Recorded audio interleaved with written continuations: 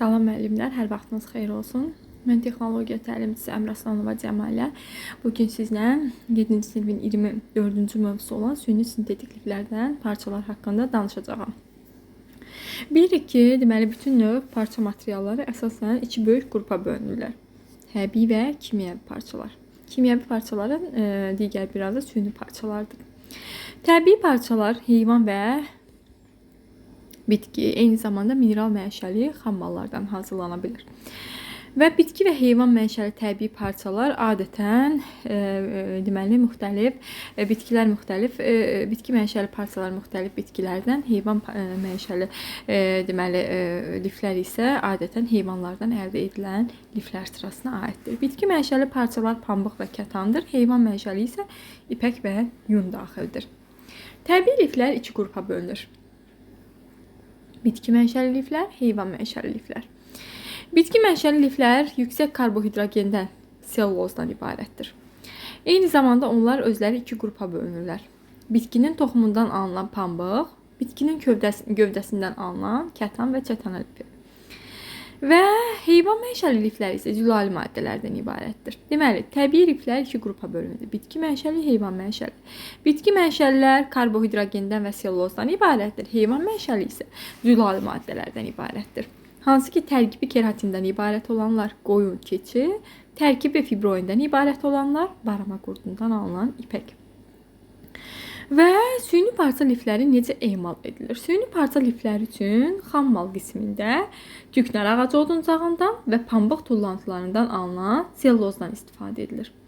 Sintetik liflərin emalı üçün isə əsas xam mal daş kömürün və neftin emalından alınan qazlardır. Kimyəvi liflərin emalı 3 mərhələyə bölünür. Hansı ki, əyirmə məhlulunun alınması, lifin formalaşması və lifin işlənməsi. Mineral liflərdən başqa yerdə qalan bütün kimyəvi liflər əyirmə məhlulu və ərintilərindən alınır. Süni liflər qələvdə həll edilmiş selluloz kütləsindən, sintetiklər isə müxtəlif maddələrin kimyəvi reaksiyaları nəticəsində əldə edilir. Lifin formalaşması.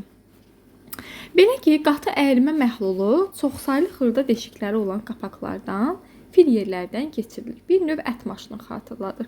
Necə ki, ət maşınının ötürücü hissəsinə əti ötürürük. Deşiklər vasitəsilə ət çölə çıxır, hal çəkilmiş halda. Eyni həmin prosesdir.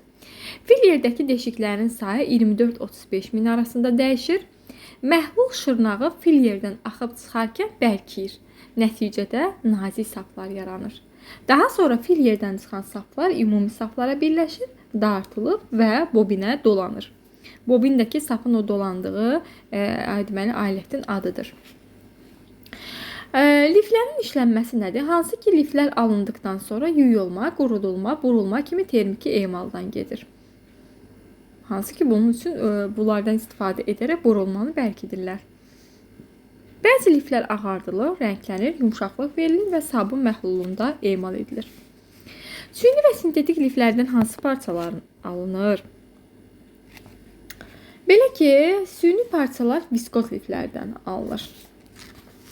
Və viskoz liflər küknar ağacı yonqarından heç bir qaçıq əldə edilmədən alınır. Viskoz parıltılıdır, tutqun səthlidir. Parıltısı, qalınlığı, burulmasını dəyişməklə onlara ipək, pambıq, yun görüntüsünü vermək olur. Və qalınlaşdırılmış viskoz saplardan istifadə edərək kətan görüntüsünü almaq olur. Eyni zamanda möhkəmliyinə görə təbii ipəkdən geri qalır. Amma kifayət qədər davamlı viskoz parçalar istehsal edilə bilir. Yaş vəziyyətdə viskoz parçaların möhkəmliyi 50-60% aşağı düşür. Pambığa nisbətən nəmi daha yaxşı hopdurur, davamlılıqda ondan geri qalır. Kətan və pambıq liflər kimi yanır, tez alışır, alovu düz, parlaq, yanmış kağız iyi verirlər. Yanandan sonra yerində tez dağılan açıq boz rəngli kül qalır. Viskoz lifləri bitki liflərindən fərqli olaraq qələvi və turşuların təsirinə həssasdırlar. Asetat və 3-asetat liflər. Təmiz sellulozdan yox, asitellozdan hazırlanır. Xammal qismində pambıq tullantılarından istifadə edilir. Eyni zamanda oluncaq tullantılarından. Asetat və 3-asetat liflərdən alınmış ipək Xarici görünüşlərinə görə belə deyim, təbii ipə çox oxşayır və parlaq səthə malik olurlar. Həmçinin bu parçalardan alınan liflər nəmi pis hopdurur, amma tez quruyur. Viskoz parçalara nisbətən az möhkəmliyə malikdir, amma elastikdirlər. Buna görə də onlardan alınan parçalar əzilmir, plister zamanı, yəni büzmə zamanı formalarını yaxşı saxlayırlar. Asetat parça yüksək qızdırılmaya tab gətirmir, 210 dərəcədə əriyir. 3 asetat istiliyə daha dözümlüdür, 300 dərəcədə əriyir. Asetat və 3 asetat lifləri tez yanır, qonur, xırda, sirkə iyi verən kürəciklərə çevrilirlər. Sintetik parçalar əsasən poliefir, poliamid və poliakrilonitrildir. Və sintetik parçalar bir-birindən kimyəvi tərkibi və bəzi xüsusiyyətlərinə görə yanma xarakteri ilə fərqlənirlər. Poliefir liflərdən poliester, lapsan, kriplen kimi parçalar istehsal edilir. Mütləq şəkildə mövzuları öyrənən zaman şəkillərə nəzər salın, çünki şəkillə verirlər. Deyə bilər ki, deməli bu hansı lif növüdür, ona görə də rahat şəkildə ayırd edə bilərsiniz.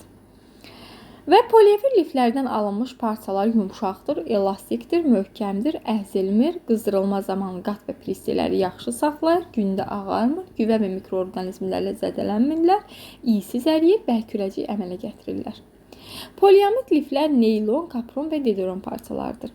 Poliamid liflər bütün sintetik liflərin ən möhkəmidir. Hamar səthə malik olurlar, cırılmaya, sürtülüb yeyilməyə davamlıdır, ağarmır, az əzilir, güvə və mikroorqanizmlərlə zədələnmirlər.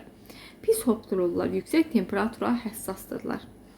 Və onlar poliefirlər kimi yanmır, iysiz əriyir, yumşaq kürəcik əmələ gətirirlər.